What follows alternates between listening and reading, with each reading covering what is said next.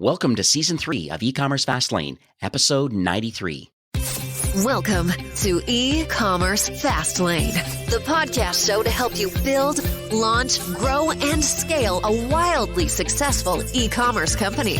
Listen to real conversations with proven practical strategies and success stories. Learn how to generate more traffic, more sales, more profit, and customer lifetime value for your Shopify store. And now, your host and e-commerce entrepreneur, Steve Hutt. This episode is brought to you by ShipBob, the best-in-class order fulfillment company for small to mid-size Shopify brands. ShipBob powers 2-day and 3-day shipping and fulfillment for thousands of direct-to-consumer brands. They've also been fully operational during the coronavirus across their 9 fulfillment centers in the US, Canada, and Europe. ShipBob is also a tech-enabled 3PL that fulfills e-commerce orders for direct-to-consumer retailers. Their mission is clear: to make your Shopify brand successful by providing best-in-class logistics so your customers don't go elsewhere. With reliable fulfillment services, warehouses near your customers, and connected technology that powers the fulfillment network, they will help improve transit times, shipping costs, and the delivery experience for your customers. So check them out today at shipbob.com. Hey there, it's Steve, and welcome back to the E-Commerce Fastlane podcast. Now, if this is your first time listening, this is an e-commerce show where we have honest and transparent conversations about building and thriving with your store powered by Shopify or Shopify Plus. Now, new episodes are available each week with your favorite podcast player through iTunes, Stitcher, Google Play, and Spotify. Or you can also sign up online at ecommercefastlane.com and be notified when a new show is being released. Now, my guest on today's episode is David Waltzman, who's the Director of Strategic Partnerships from a brand called Feedonomics. And what they do is they combine the best-in-class technology and service to list your products everywhere where people are shopping online, including Google Shopping, Amazon, Facebook, and more. And Feedonomics really is a service for many of the world's largest advertising agencies and brands, and including 30% of the top 1,000 internet retailers. So it's a pretty powerful solution. And it's interesting where it actually pairs data and the human element. Not strictly just a data aggregator and transferring data over to these marketplaces. There's actually a human being that actually gets involved. And that's the reason why I had Dave on the show today, because I really want to share why they're unique and different to the marketplace. So hi, Dave. Welcome to E-Commerce Fastlane. Thank you for having me. I mentioned a little bit at the top of the show, but on a high level, what does Feedonomics do and what problem are you aiming to solve for Shopify brands and store owners? Feedonomics is a product feed platform that lets you easily optimize and list your products on hundreds of different advertising channels, marketplaces, social, and affiliate channels. We take your products from your Shopify store, optimize them in Feedonomics, and then get them listed on any shopping channels such as Google Shopping, Amazon, Facebook, Instagram. We also shuttle orders and tracking numbers between marketplaces for your store. So while moving data around is an important piece, the magic happens with the quality of the data. So while there are lots of apps that let you set it up once and never look at it again, we take a different approach. The same way you wouldn't set up an advertising campaign and never look at it again, we believe that you can't have it all set and forget when it comes to product data. That's why we are full service. We have a team of 150 experts around the world and provide 24/7 support to our clients, helping improve their product data and solving errors that inevitably arise. Yeah, that's one thing I noticed too. I said at the beginning, but I think it's very unique that you actually pair up a Shopify brand with an account person who actually is responsible and accountable. And I think you've used the words on previous calls. I do have brands that I manage that are using your service. And I remember you mentioning to me saying, hey, Steve, every single month we have to earn the business of the brands that we manage. So it's more than just spending $50 a month, $100 a month, or using some free connectors of the Shopify product catalog to these marketplaces. Those sorts of apps are available and they just kind of do what they do, just a direct sync. But nobody is really involved in working the program, working the data, and really understanding, are there things that we can do through variance, through pricing? And there's so many different options that people just don't think about. I think that's the benefit of Feedonomics is every single month you're earning the business of the customers that you do have. And I think that's really admirable. Awesome. Thank you.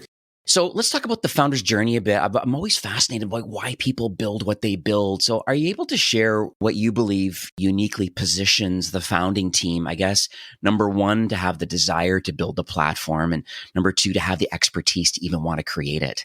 Well, the story started back when Brian and Robert were working at a large agency in LA, managing advertising campaigns and product data for over 50 large retailers, including some pretty large traded companies whose stock price relied on their work. They were testing and tried out some legacy feed platforms out there in the marketplace, but became quite frustrated with the shortcomings of those platforms. Some were incredibly manual. You'd have to optimize one product at a time, or others couldn't handle more than 10,000 SKUs. Some had terrible support. You would ask a question and they wouldn't answer it for a week. Meanwhile, your performance is down and you could be out tens of thousands of dollars in revenue. So armed with this, and the fact that Brian and Robert were coders, they set out with a vision of creating a leading platform in the industry. Quickly realizing that other agencies and brands also had the exact same problem, Feedonomics was born. Since they lived the challenges and solved their own problems, the pitch was extremely compelling. But, it's still a challenge in the beginning. Feedonomics isn't backed by any venture capital money. The money put into the business came from the founders' own pockets, and they keep reinvesting it every year. Every major decision, is fairly carefully weighed since it's their own finances at hand. And the persistence has paid off because we've made great strides since the early days. But all that being said, there has been some growing pains related to our rapid growth. We've been taking these lessons learned and really created a unique company, not only in terms of the technology, but also the service, commitment, and culture to our clients. Thanks for sharing that. One thing I was thinking about with the data itself, because once again, those listening today, most will have a Shopify store. Some are likely using either a competing product, either like a data kind of aggregator type solution, or some of the free solutions that Shopify has available in the Shopify App Store. And so what I'm trying to figure out a little bit here, and I have these calls all day with my merchants. How do you know if the data that's going out to these marketplaces, how do you know if it's good or bad product data? Because I'm always worried about the discoverability of it and if in fact what's being sent over these marketplaces is actually giving you the best opportunity for growth. So I just would love to hear how Feedonomics fits into that equation and understands what good or bad product data might be. More often than not, the way you have your product data in your Shopify store isn't the way you want it on your advertising channels. On your website, you often want nice and sleek titles, brand, color, size. Those attributes aren't really necessary because people already know why they're there, and it may be listed in other places on the PDP. But brands like Nike, for example, won't put Nike in their product title or even tell you what it is. It might just say Air Jordan, right? But when you're on a platform like Google or Amazon, you're going to want to have a much more structured approach. Something like Nike Air Jordan basketball shoes, size 12, black. Ultimately, you want to make sure that your product data is structured in the same way that people are looking for it, because it helps improve relevancy and it decreases the amount you have to pay for bids. So you want to make sure to have your brand, your color, size, and other descriptive nouns and adjectives in your product titles. We actually built a tool called FeedGrader that's able to show you all the low-hanging fruit with your product data, as well as how to improve it. Is that FeedGrader solution, is that a link off the Feedonomics website? It's inside of our platform. You're able to access it at any point in time. And it within moments, it gives you a brutally honest evaluation of your data quality. Okay, well, that's good though. I mean, that's good to hear. I'll make sure I put that in the show notes, kind of where it is and what it does. I'm sure there's a blog post or two about the benefits of wanting to run that through. And I know we talked offline, which we'll discuss a little later on in the show, about maybe getting an audit of your data feed and stuff like that, and just to help out those that are listening today. I'm just thinking a little bit about the product data in general, because if you're using some legacy or even some current systems right now or apps that are connecting to these marketplaces, you connect it once and then just you don't really think about it. If it's the Facebook feed, the Google, the Pinterest, there's lots of different apps that are syncing Shopify's product data over. But you've been clear saying that you don't always want to put Nike maybe in the title. And I'm worried about what people are actually querying on these marketplaces. And maybe it's a waste having Nike there when it should be Air Jordans or other ones, you said, color and sizes and these sorts of things. And so how does Feedonomic improve or continually improve this product data like for these marketing channels? Well, first, I would say that you should constantly be looking at your product data. Many stores are adding products all the time. If you're in apparel, it may be related to seasons, or if you're in consumer electronics, there might be more of an annual cycle. But the assortment's always changing, and you want to be reviewing what's in there. I would also recommend, searching for products and making sure that they're showing up when relevant keywords are entered in your desired channels. For example, if people are searching sneakers instead of Keds, maybe you need to A/B test different titles. We built a nice workflow around this with the tool called Feetelligence, and we're able to look at converted search terms and opportunities for A/B tests at a category level. And we've seen performance boosts up to 50% by having those better titles. We can also always check the Seller Central or Merchant Center accounts to troubleshoot for standard errors and disapprovals. If you don't, a good percent of products could be ineligible and you may not even be aware. Yeah, I had no idea about that. So are there any feedback from these marketplaces? Even though the feed is showing a certain product, it's possible that they could be refused. And do they get notification of that? It just seems like it's quite a laborious process of, well, most of them are in there and that's okay. And I guess we're just going to run with it because it's too much work having to deal with it. I think, is that where Feedonomics kind of fits into the equation? Absolutely. It's common when we get a new client. What they understand is that they have data from their Shopify and that they're sending data to these different channels, but they don't always understand everything in between. And it's not uncommon to see a fair amount of the catalog not actually being advertised. And if you let these problems fester for too long, it may even result in account suspension. With regards to notification of these errors, we have alerting set up in Feedonomics so that we're always looking for those. We have an internal team that handles them if it's an integrity issue that we're able to fix. And if it's more on the client side at the source, then we'll reach out to them as well to make sure we nip it in the bud. This is going to be an interesting question for you, I think, because I have a lot of brands that are in regulated markets.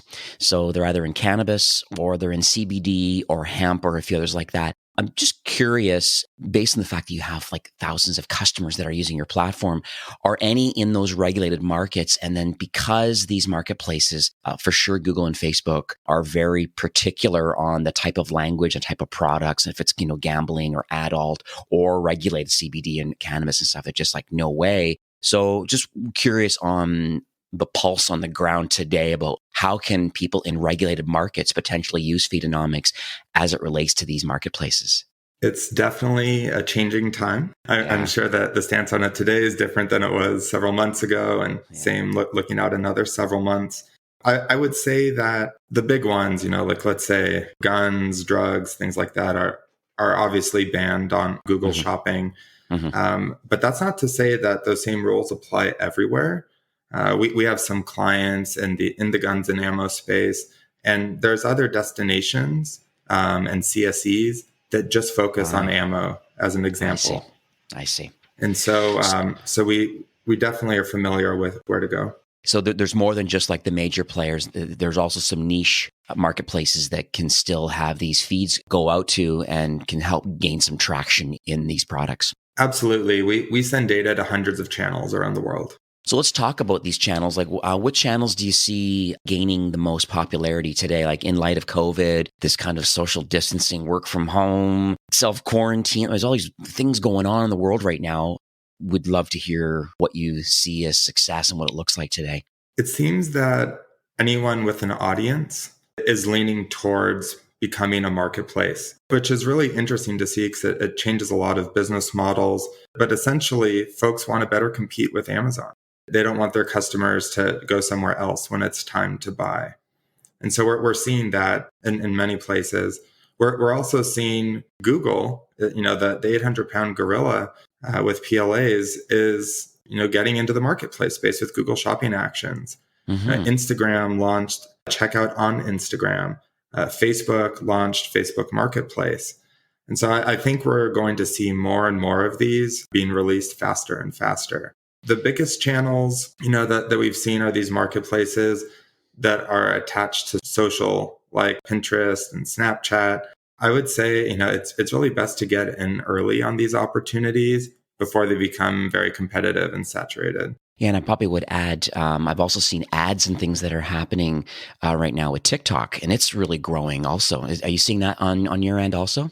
TikTok is definitely new and growing. My personal opinion is I think it will be very meaningful one day. We're still exploring, how feeds are going to look in that world. Mm-hmm. But I definitely think it's going to have a greater presence. So this show has, I'm sure you can appreciate this, but has a really diverse range of listeners. Some in the early stage, some in the mid-market, and lots of enterprise people on Shopify Plus that are listening to the show each week. Since you have access to so many entrepreneurs, are you able to give us some advice of what you believe early stage entrepreneurs, their store's built on Shopify, it's probably still a side hustle for them. They're probably still working 9 to 5. What sort of advice would you give them today to help them continue to grow? Make it easy for your customers to find your product. Unique names are really cool and could be differentiating, but you need to make sure that someone's going to get to that page so that they can buy your product. So make sure your Shopify experience is user-friendly. I would also say to make sure that your product attributes are as optimized as possible. Right? Making sure you write your titles in similar fashions, to each other, but also as to how people would be searching for your products on Google or Amazon, and all of that will help keep your costs down. Now, what about those listening today that, like I said, they're more in the mid-market? They would have a small team. They may outsource some of their marketing efforts. Sometimes it does make sense sometimes to double down your strengths and kind of outsource the rest. And maybe that is where Feedonomics is fitting nicely into the market. But what do you believe, either the executive team or the marketing team, what should they be working on in the mid-market? At risk of sounding like a broken record, I would say to look at your product data. Yeah. It's there. It's always changing. Your audience may be changing. You want to stay on top of that. We would recommend not sending data straight from Shopify to those different channels that you're interested in, whether they be social, PPC, or marketplaces. It's really important to optimize for each channel specifically. If you don't, you probably won't perform that well. And if you do get sales, the conversion costs are going to be higher than they need to be. I would also recommend that if you need to, focus in one area to really lay a strong foundation, we see that as Google Shopping. A lot of different destinations derive their feed specs from Google Shopping, or will even take a plain Google Shopping feed. So we really recommend cleaning that up first and using it as the master before creating all the variants. There's also some other channels that can be low-hanging fruit to grow. We see a lot of activity on Facebook with their dynamic product ads, as well as Microsoft ads. And you really don't need a large budget to get started. So we recommend exploring those for sure. And then, as far as, staying omni-channel, which I think is what everyone wants to do these days, and keeping profitability up, you just always have to be on the lookout for what's new and not be complacent with what worked last year. Yeah, we always talk about, having a data and strategy driven approach to growing and scaling. And I think it's, having these data feeds, these marketplaces is not a set it and forget it, even though some of these aggregators are linking up, to these marketplaces based on whatever's in the Shopify store and however they're pulling that data. It's just not completely optimized. And I think that's, one of the benefits that I see as Feedonomics being a leader in this space versus dedicated apps or even other competing solutions that are strictly just a monthly fee for, transferring the Shopify data over to these marketplaces, adding the human element in there. Are you able to, share some little bit of details on that? So if someone was to become a Feedonomics customer and they feel that, yes, I want to expand out into other marketplaces, but I also want them optimized as best as possible for conversions and lifetime value. So can you just walk us through quickly what an onboarding sequence could possibly look like for someone listening today? Onboarding is typically, let's say, around 3 weeks. A really small catalog, maybe a couple weeks. There's a lot of blood, sweat, and tears that goes into that from our onboarding team. I would say that the largest time factor is typically communications back and forth with the client. Mm-hmm. So if you're ready to go and have the bandwidth and are able to just give us all your attention, it's a pretty quick process. The steps would be to connect to your Shopify store. We have a several click process to do that through our API. So bringing data in is fairly straightforward. We then go through the optimization process and then choose the channels that we want to go to. So we'll start off with Google Shopping and then expand to any others. Once that's all set up, if you want to add on, let's say, a new social channel like Snapchat, you just submit a support ticket and our full service team will take it over from there. And then understand that every month there is some kind of reporting and a walkthrough of the account manager that's managing each account as far as the performance and the tweaks to the account and the data and things that they've done. Can you share some details on that? Sure. So with day-to-day tactical things like, let's say, error resolution or alerts from the Google Merchant Center, that's all included in our standard service. And we have a dedicated team to handling all those alerts when they pop up. If you're looking for more of a proactive enterprise experience where we're working with you on strategy and recommending new channels, doing split tests on images and on the titles and fixing up descriptions to be more effective, then that would be our enterprise service. And in that scenario, we have dedicated enterprise feed managers and marketplace specialists that live and breathe your account and make sure we're looking forward as to more of a reactive service. Very cool. Because that's the level that I have a few brands that are on Feedonomics on that enterprise level. And they love it. And they love meeting every month and talking to their account manager. So let's talk about the future for Feedonomics. Are you able to share any North Star highlights for the rest of 2020, partner alignment, innovation? It just feels warm and fuzzy to understand, hey, here's where we are today, and here's where we're taking the company next 6 to 8 months. The North Star right now would be more intelligent automation. Our engineering team has been growing quite a bit, and that's not going to slow down anytime soon. So we want to make sure that our internal teams and our clients are able to continue to scale with less effort. I would say that our biggest challenge when we're onboarding a feed for the first time is categorization. So Google product categories, there's about 5,500 of them.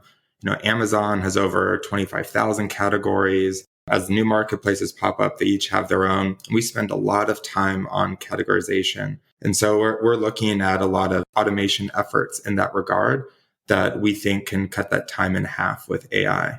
We're also quite fortunate that our founder's father is our chief scientist, and he's quite a prolific pioneer in the field of AI. Has won a Turing Award and a variety of other achievements, like working on the IBM team that defeated the great Garry Kasparov in chess. So we have a leg up in that space, and we're just going to be getting stronger. Beautiful. Well, I'm looking forward to all this innovation that's happening. It's nice to be able to have these feeds, but it's also nice to think, are there things that we can do to the feeds, or are there some best practices and things that can be implemented and some recommendation engine built into it? Nice that you're going to start integrating AI into the feed optimization and success on these marketplaces. So I'm excited as that develops. We are nearing the end of the show, though, for today. Do you have any closing comments or any takeaways that you would like to leave with our listeners today? Hopefully you've gotten where my head is at on not setting it and forgetting it with data. Yeah. Again, data is so important so that your marketers start on the best foot when setting up their campaigns. I would also say, without giving the TLC needed to your inputs, why would you expect to get maximum outputs? And so we're really there to be an extension of your team and provide that white glove service to do that. Very cool. And how can people learn more about the Feedonomics solution? You could check out our website, feedonomics.com. We're also on all the common social medias as well. Just look for Feedonomics.